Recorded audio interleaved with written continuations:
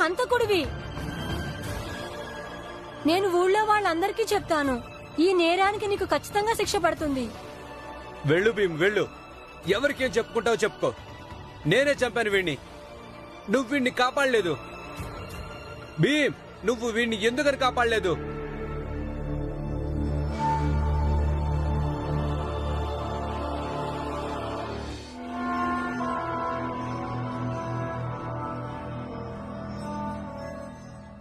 ఇక లేరా. బాగా నటించారు. ఇందుకు మీకు బహుమానం అందుతుంది. ధన్యవాదాలు. తర్వాత ఏం చేయాలి? ముందు ఒళ్ళంతా శుభ్రం చేసుకో. ఆ తర్వాత చెప్తాను. సరే. ఎవరైనా ఉన్నారా? ఎవరైనా ఉన్నారా? ఎవరైనా ఉన్నారా? ఎవరైనా ఉన్నారా? ఉన్నారా ఎవరైనా? ఏమైంది భీమరావు? ఇక్కడ ఒక వ్యక్తి మరొక వ్యక్తిని కర్రతో కొట్టి కొట్టి చంపేశాడు. అరే, ఎవరిని ఎవరు చంపేశారు? మరి ఇదెందుకు చెప్పలేదు నువ్వు? కాపాడలేదని. మీరు మీరు నానా నానా నానా నానా, ఇప్పుడు స్వామీజీ విగ్రహ ప్రతిష్ఠ జరుగుతుంది. ఇక్కడ మహారాజుకు కూడా విగ్రహ ప్రతిష్ఠ కోసం ఆహ్వానం కూడా పంపారు. నానా, మనం ఎలాగైనా సరే దీన్ని ఆపి తీరాలి. విగ్రహం ప్రతిష్ఠించనివ్వండి. వెళ్ళి విరక్కొట్టొచ్చేద్దాం. వద్దు బాల, అన్ని వేళలా హింసా మార్గం మంచిది కాదు. విగ్రహం విరక్కొట్టడం తప్పవుతుంది. కానీ విగ్రహ ప్రతిష్టాపటం అది సంఘర్షణ. అయినా ఇవన్నీ మనకెందుకు? స్వామీజీ విగ్రహం ఆపాల్సిన పనేంటి? మిగతా విగ్రహాల్లాగానే ఇదిను. మిగతా విగ్రహాలతో ఏమైనా అభ్యంతరం ఉందా? లేదుగా. అత్త, నువ్వు భయపడుతున్నావు, అందుకే ఇలా మాట్లాడుతున్నావు కదా? కాదా ఆనంద్, మీరా సరిగ్గానే చెప్పింది.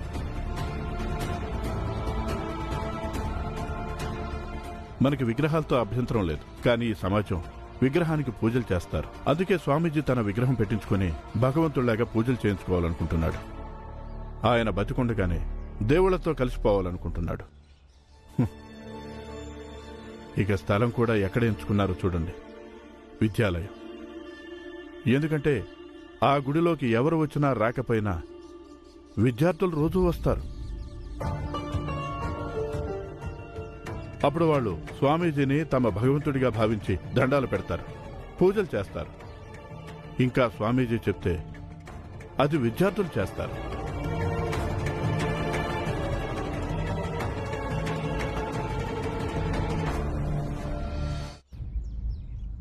ఇది చాలా తప్పు. ఇది మొత్తం యువతరాన్నే తప్పుదారి పట్టించే విషయం. దీనివల్ల విద్యార్థుల వికాసం, సమగ్రత ఏది తటస్థ రూపంలో జరగదు, ఏకపక్షంగా జరుగుతుంది. అలాగే సంకీర్ణ పద్ధతిలో జరుగుతుంది. అది స్వామీజీ నమ్మేవాళ్ళకి, ఆయన విధానాల్ని ఆచరించే వాళ్ళకి. ఆ తర్వాత ఎవరైతే జ్ఞానవంతులుంటారో వాళ్ళకి వ్యతిరేకంగా వీళ్ళని రెచ్చగొట్టి ఉసిగొల్పి అనగదొక్కేస్తారు. ఎందుకంటే నేను ఇప్పటిదాకా స్వామీజీని ఎంతో అర్థం చేసుకున్నాను, ఎంతో తెలుసుకున్నాను. దానివల్ల ఈ విషయం సవాల్ చేసి చెప్పగలను. ఈ స్వామీజీ మనిషిలోని మంచితనాన్ని, మనిషిలోని మంచిని చంపేసి దానవులుగా మారుస్తాడు. నానా నానా నానా భీమ్, భీమ్, నానా. భీమ్, ఎందుకు ఏడుస్తున్నావు బాబు? ఏమైంది? తులసి మంజులా, తొందరగా వెళ్ళి నీళ్లు తీసుకురండి. నానా భీమ్, ఎందుకు ఏడుస్తున్నావు నువ్వు? నానా. అరే, అసలు ఏమైంది భీమ్కి? భీమ్, నానా ఏమైందో చెప్పు. భీమ్ చెప్పు బాబు, అసలు నీకేమైంది? నానా. సరే సరే చెప్పొద్దులే. నువ్వు ముందు ఊపిరి పిలుచుకో. వచ్చి కూర్చో. ముందు నీళ్లు తాగు. ఈ నీళ్లు తాగు. మెల్లగా మెల్లగా.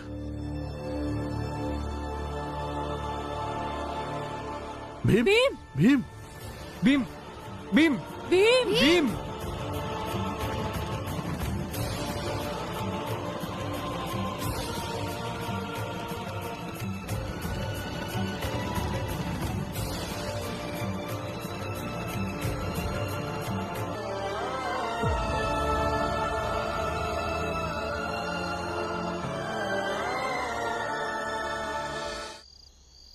నా కొడుకు పూర్తిగా పడిపోకముందే వీడిని మళ్ళీ పైకి లేపాలి. ఎట్టి పరిస్థితుల్లోనూ వీడు పైకి లేవాల్సిందే.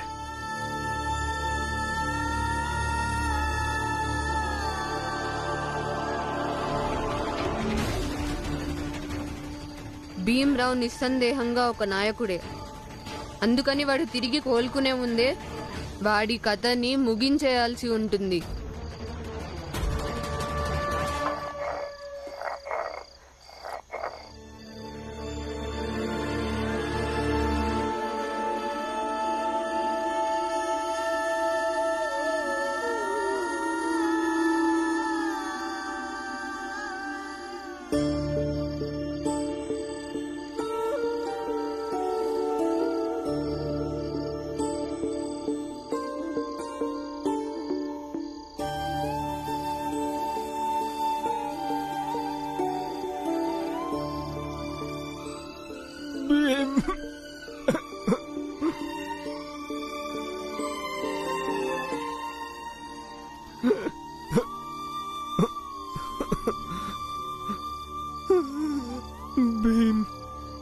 ఊరుకో బాలా, ఊరుకో ఊరుకో.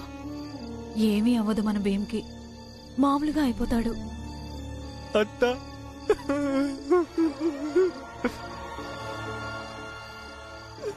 అత్త, నేను నిజంగానే భీమ్కి చాలా ద్రోహం చేశాను, తప్పు చేశాను.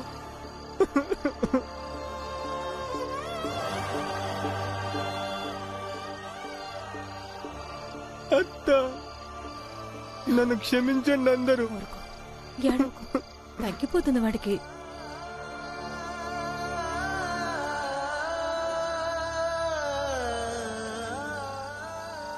బాలా, నువ్వు చేసిన తప్పుకి బాధపడటం కన్నా ఇప్పుడు చేయాల్సింది భీమిని ఈ సమస్య నుంచి బయటపడేయడంలో మాకు సహాయం చేయి.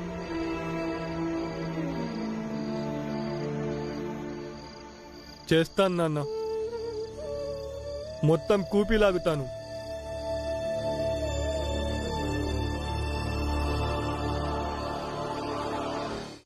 చూడు బాలా, ఒక విషయం మాత్రం గుర్తుపెట్టుకో. గొడవలు కొట్లాటలు చేసి నువ్వు మళ్ళీ మాకు కొత్త కొత్త తలనొప్పులు తీసుకురావద్దు. ఎందుకంటే నేను ఇవన్నీ చేశాను బాబు. రక్తపాతంతో, హింసతో మనం ఏది సాధించలేమని తెలుసుకున్నాను.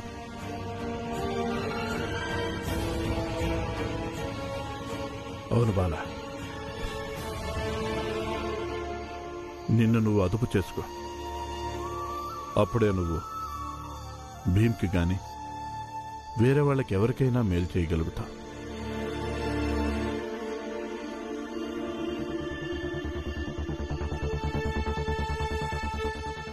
నాన్న, పురంజన్ బాబాయ్, నేను ఒకటే పద్ధతి నేర్చుకున్నాను, ఇప్పుడు దాన్నే అవలంబిస్తాను. కానీ ఈసారి ఆ పద్ధతిలోనే కాస్త బుద్ధిని ఉపయోగించి పనిచేస్తాను. నేను ఆ గోపాల్ గారికి ఎలా బుద్ధి చెప్తానంటే చచ్చేదాకా మర్చిపోడు వాడు.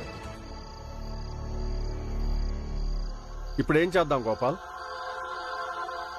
కొన్నిసార్లు పదే పదే అబద్ధం చెప్పి లేనిది ఉన్నట్లుగా నమ్మించొచ్చు మనం. రేపు ఉదయం అవ్వగానే ఊరంతా ఈ విషయం పుకారు చేద్దాం, ఆ భీమ్రావు పిచ్చోడైపోయాడని. ఇక ఎలాగో భీమ్ మానసిక పరిస్థితి కాస్త పాడైపోయింది కూడా.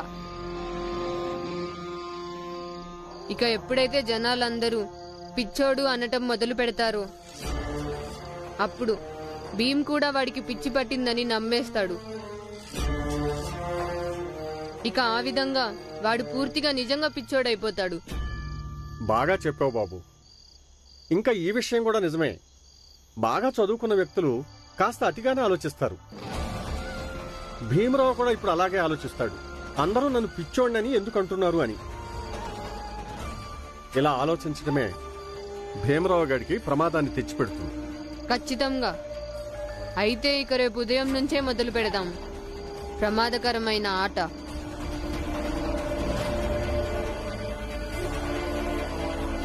నాకు మీ సానుభూతి అక్కర్లేదు.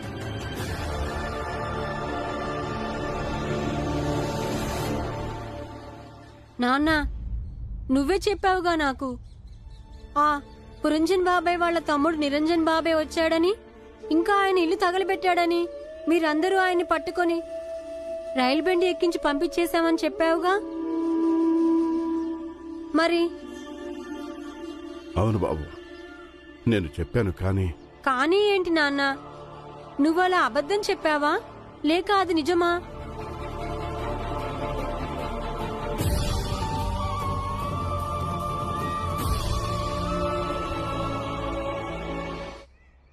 భీంబాబు, నేను అబద్ధం చెప్పాను. ఎందుకంటే అంటే నువ్వు కూడా నన్ను పిచ్చోడివి అనుకుంటున్నావా నాన్న? నువ్వు కూడా నమ్ముతున్నావా నేను ఇదంతా పిచ్చితనంతో మాట్లాడుతున్నానని? అలా ఎందుకు అనుకుంటున్నావు భీమ్?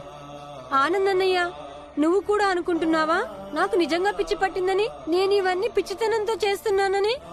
అరే లేదు భీమ్, అస్సలు కాదు. మీరిద్దరూ అబద్ధం చెప్తున్నారు. మీ ఇద్దరికి నేను చెప్పే మాటలు అబద్ధం అనిపిస్తున్నాయి. అందుకే మీ ఇద్దరికి నా మీద నమ్మకం లేదు.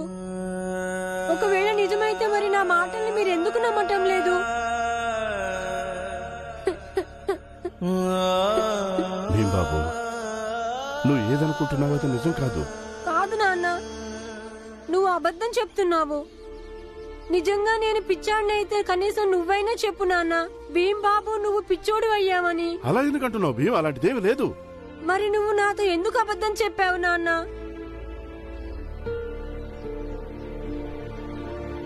నువ్వు ఎందుకు అబద్ధం చెప్పావు?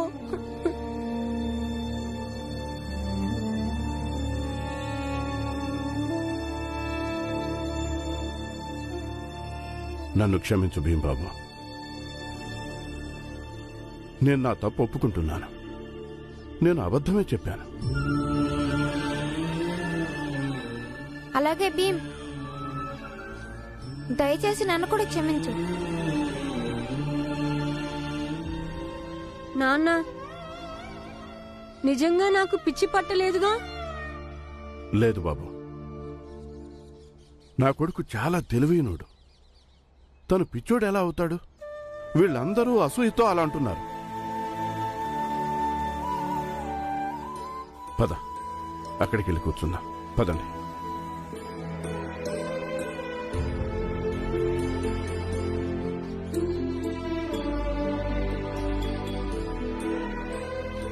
కూర్చో బాబు, కూర్చో.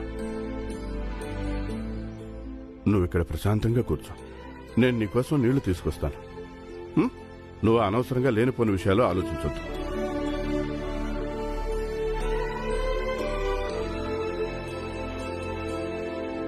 ఆనంద్, ఈ దగ్గరలో ఏదైనా మిఠాయి కొట్టుంటే మిఠాయిలు కొనుక్కురా. ఇక్కడ ఎండ బాగా ఉంది. మిఠాయిలు తిని నీళ్లు తాగితే భీమ్కి కాస్త ఉపశమనంగా ఉంటుంది. నువ్వు మిఠాయిలు కొనుక్కునిరా, నేను నీళ్లు తీసుకొస్తాను. కూర్చోండి బాబు.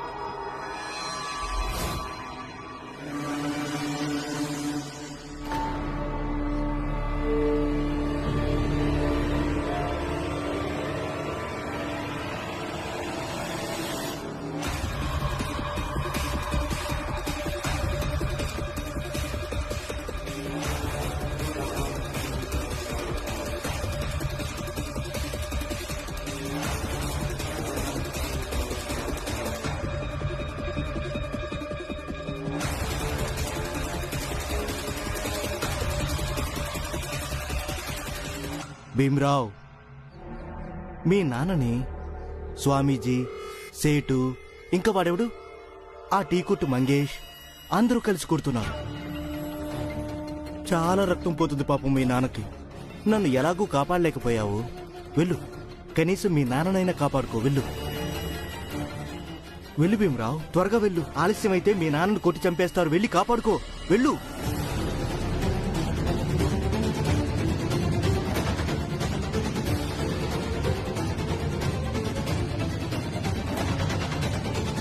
వాళ్ళకి నీ గురించి తెలిసిపోయింది. వాళ్ళు రాకముందు నువ్వు ఇక్కడి నుంచి వెళ్ళిపో. పదా. సరే, కానీ ఎక్కడికి వెళ్ళాలి? అసలు ఏం జరిగిందో విషయం చెప్పు. ఏమైంది? నేను చెప్తాను.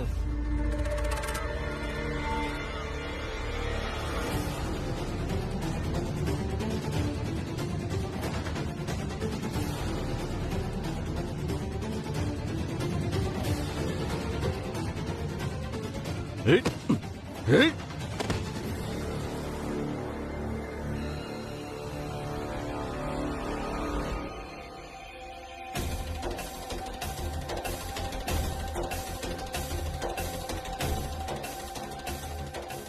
భీమ్, చెప్పు. వీడే కదా నిన్ను రోజు వచ్చి భయపెడుతున్నది? అవును, ఇతనే అన్నయ్య నన్ను ప్రతిసారి భయపెడుతుంది. ఎందుకు నువ్వు అలా చేసావు? చెప్పు. ఎందుకు మా తమ్ముడిని భయపెడుతున్నావు? దానివల్ల నీకేం లాభం వచ్చింది చెప్పు. నాకు డబ్బులిచ్చారు. గోపాలు ఇంకా ఈయన నాకు డబ్బులిచ్చారు. ఎందుకంటే మేమందరం కలిసి భీమరావుని పిచ్చోని చేయాలని.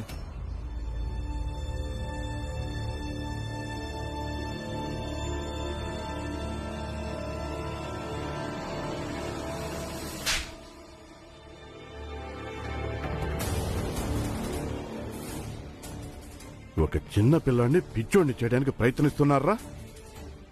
నిన్ను ఇప్పటికిప్పుడే స్టేషన్కి తీసుకెళ్తాను. నీ వాంగ్మూలంతో వీణ్ణి ఇంకా గోపాల్ని పోలీసులే స్వయంగా పట్టుకొని తీసుకొస్తారు. వద్దు నాన్న, స్టేషన్కి తర్వాత వెళ్తారులే. ముందు రేపు పంచాయతీ పెడదాము. ప్రతి విషయానికి వీళ్ళందరూ పంచాయతీ పెడతారుగా. అందుకని రేపు వీళ్ల పంచాయతీలోనే వీళ్ళ నీచ పన్నాగం అందరి ముందు బయట పెట్టాలి. ఆ తర్వాత చట్టం తన పని తను చేసుకుంటుంది.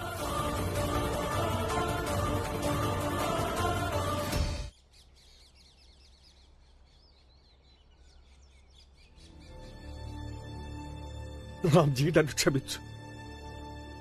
చూడండి, నేను ఇంకా గోపాల్ ఇవాళ రాత్రికి ఇక్కడి నుంచి దూరంగా వెళ్ళిపోతాం.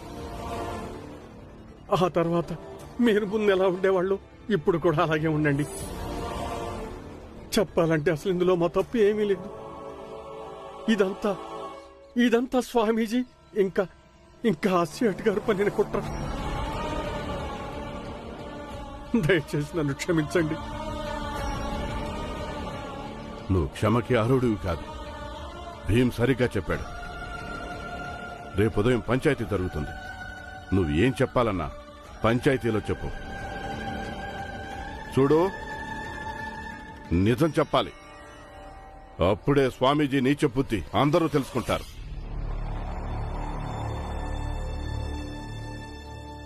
భీమ్, స్వామీజీకి విరుద్ధంగా మేము ఒక్క మాట చెప్పినా సరే ఆయన నన్ను చంపించేస్తాడు.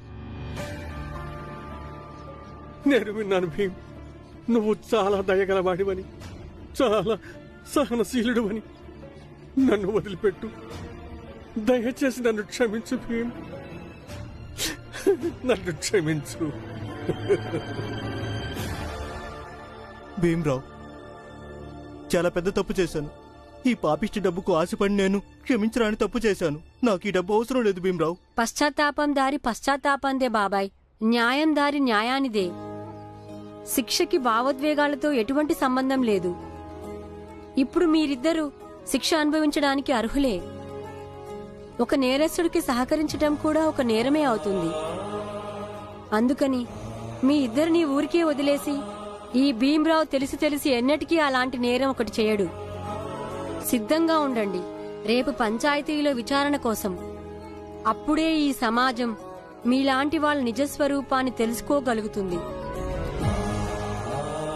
మీరు ఈ సమాజాన్ని తప్పుదారి పట్టించే ప్రయత్నం చేశారు. ఇక దీనికి తుది తీర్పు న్యాయమే చెప్తుంది మీకు.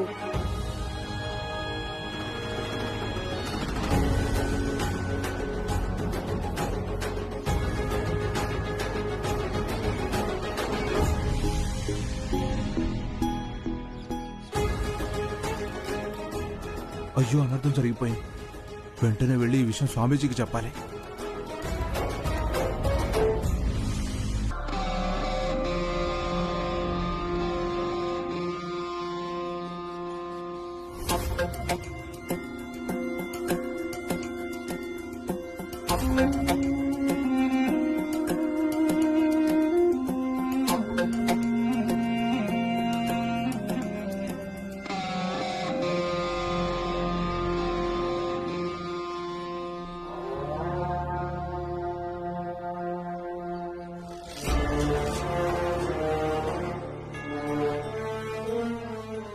ఎవరు నువ్వు? అసలు ఇదే ఊరు? ఇంతకీ నేను ఇక్కడికెలా వచ్చాను? అరే చెప్పవయ్యా. నాకు భయం వేస్తుంది.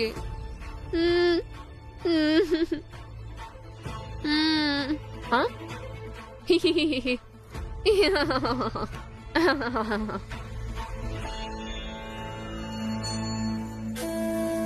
మా అమ్మ నాన్న ఏరి? నేనెవర్ని?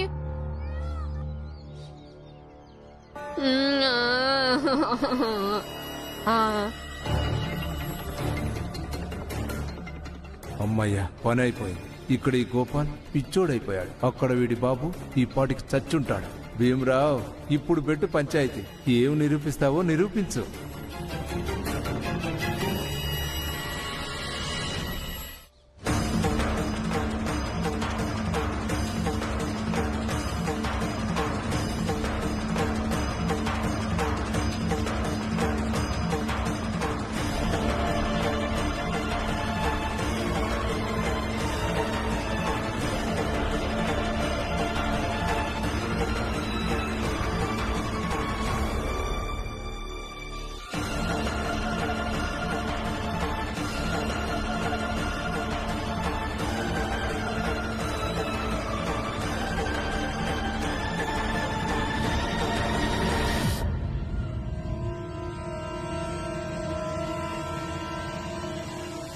బాబాయ్, బాబాయ్ కళ్ళు తెరు.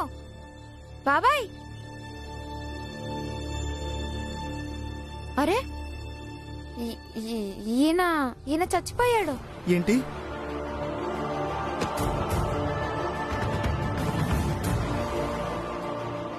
బాబాయ్,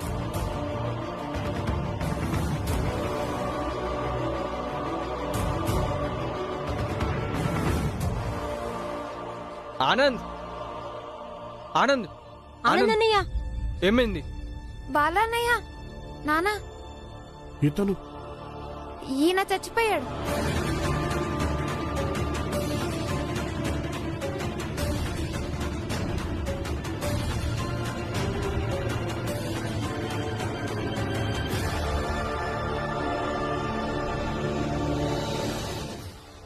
వాళ్ళు ఈయన్ని చంపించేశారు.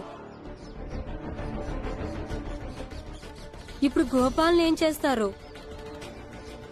గోపాల్ ఎలా ఉన్నాడు? నేను గోపాల్ దగ్గరికి వెళ్తాను. ఈయనెవరు? ఇదే ఊరు? నీ ఆకలితో చస్తాను గాని నీ చేతితో ఇచ్చిన ఏది చచ్చినా కూడా తినను. నా పేరేంటో చెప్పండి. మీరెవరు? ఇక్కడేం చేస్తున్నారు?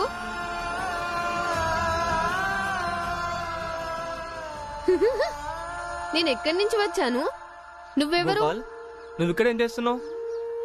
అసలు నీకేమైంది గోపాల్? ఎవరు గోపాల్?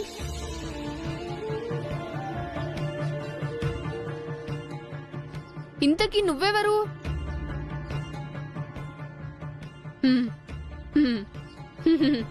నేనెవరిని? నీ పేరేంటి? ఏంటి ఇదంతా ఇలా గుండ్రంగా ఉంది? దీని మీద పక్షులు భలే ఎగురుతున్నాయి. ఇదిగో నేను తిరుగుతున్నాను.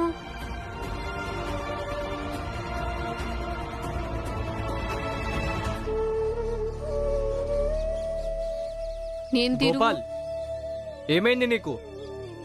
దూరంగా ఉండు. అందరూ ఒకరికొకరు దూరంగా ఉండండి, లేకపోతే ఒకళ్ళు పడ్డారంటే అప్పుడు అందరూ పడిపోతారు. రామ్జీ, మనం పంచాయతీకి వెళ్ళటానికి సమయం అయింది.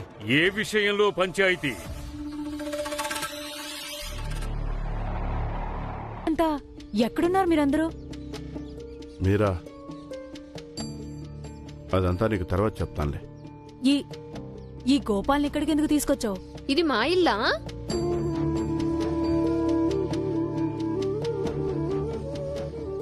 అన్నయ్య, వీడికి అసలేమైంది?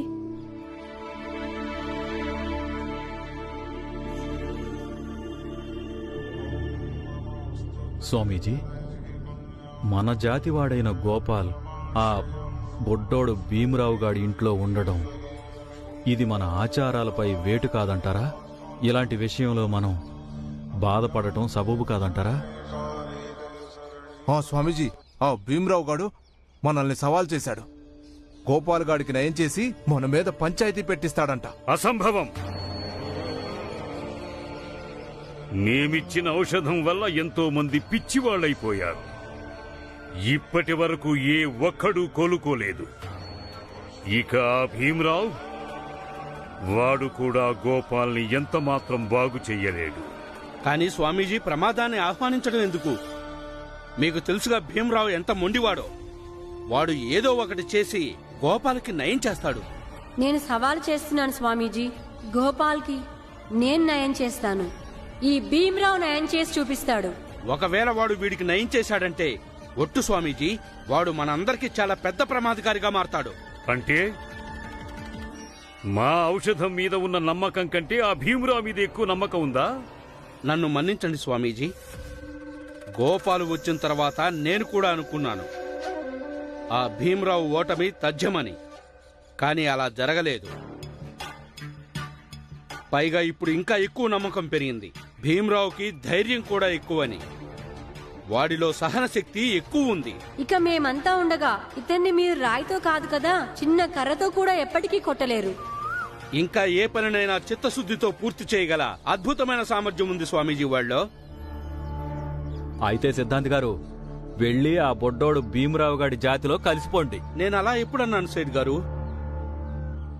నా ధర్మం కోసం, నా జాతి కోసం నేను నా ప్రాణం సైతం ఇవ్వగలను. కానీ ఈ రోజే మొదటిసారి ఆ భీమరావు అంటే నాకు భయం వేస్తుంది. అందుకనే చెప్తున్నాను, ఆ గోపాల్ ప్రాణాలతో ఉండటం మన అందరికీ ప్రమాదకరమే.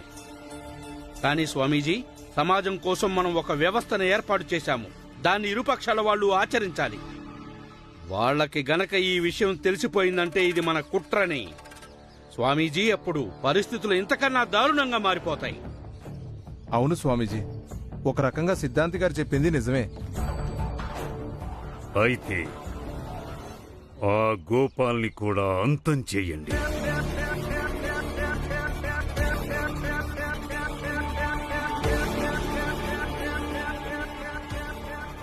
ఎలాగైతే ఎప్పుడైతే గుర్రం స్వారీకి పనికి రాకుండా పోతుందో అప్పుడు దాన్ని చంపేసినట్లుగా ఇక దాంతో గోపాలు ఎవరు, ఏ జాతి, ఎక్కడి నుంచి వచ్చాడన్నది ముగిసిపోతాయి. ఎవరికీ కూడా వాడి గురించి ఎటువంటి సమాచారం దొరకదు. అన్ని రహస్యాలుగానే సమాధి అయిపోతాయి.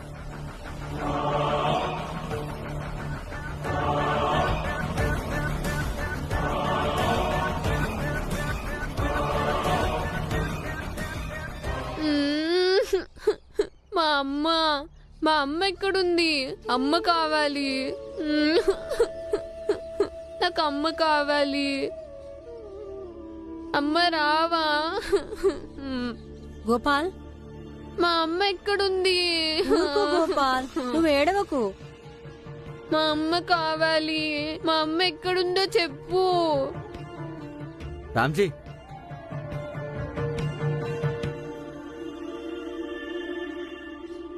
అది గోపాల్ తండ్రి శవం ఇంకా అక్కడే పడుంది రామ్జీ. మరి దాన్ని ఏం చేద్దామంటావు?